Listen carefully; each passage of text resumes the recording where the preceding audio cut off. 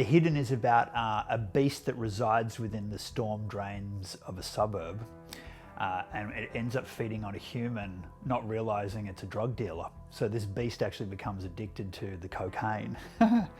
So it then kind of tries to source out other drug dealers to feed on and kill, basically. And then the drug dealers think it's a rival cartel, and not understanding that it's this beast that lives within the drains. So they start to fight each other, eventually realising that it's a supernatural force, and so they have to band together to actually defeat the evil as a team. The strange game of hide and seek. I was surprised to learn that in the novel of Dr. Jekyll and Mr. Hyde that the protagonist is actually the best friend and lawyer, Mr. Utterson. So I decided to tell that story, which paid off as well because we won the Shriekfest Award for the full-length screenplay. Fox Force, the story of Kat, a victim of repeated sexual assault, who on one night takes the perpetrator hostage by kidnapping him, knocking him out and taking him hostage when he's drunk at a party. And then she gets her gang of tomboys together to basically enact their revenge. It's a hellish winter night horror film, all set in real time. The story of 13 misfits on the journey to canoe the entire length of the Yarra River in a week.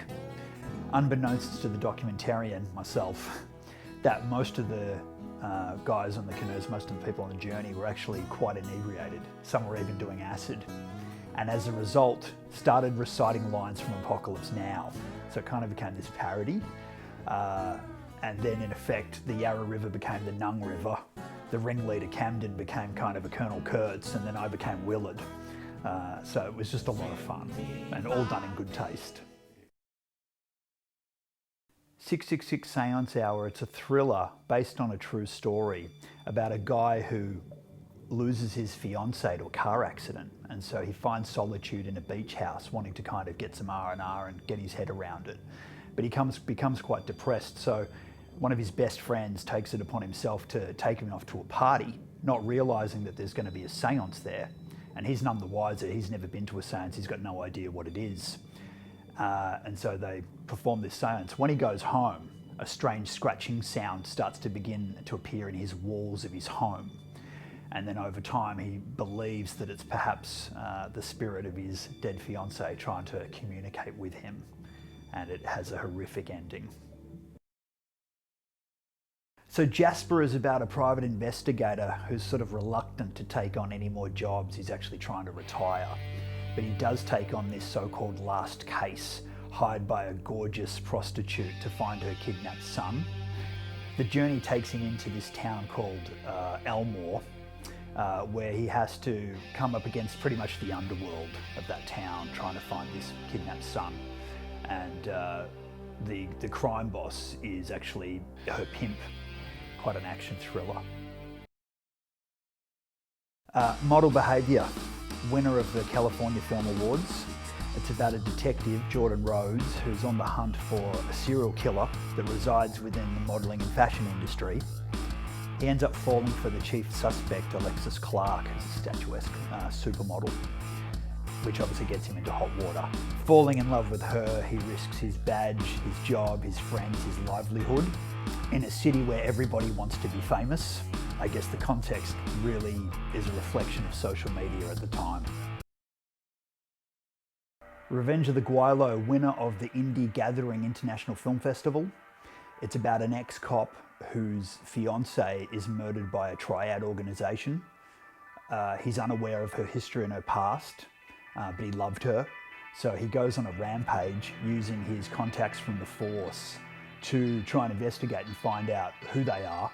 It ends up being the infamous Ishtar organisation, and because he is a martial artist, he kind of takes it on himself to take on this gang, revenge style, which all ends in a crescendo of him going up against their chief hitman, which is Chico Pemberton, the Australian silver medalist for sumo wrestler.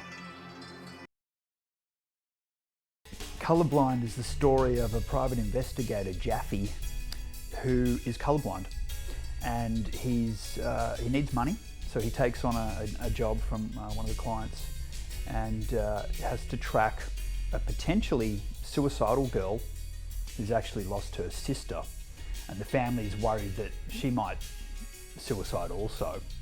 So when he begins to track her, he sees this woman in colour, and so it's the first time he's ever seen anybody or anything or anyone in colour, and it just has a profound impact on him. So he believes that it's possibly his soulmate.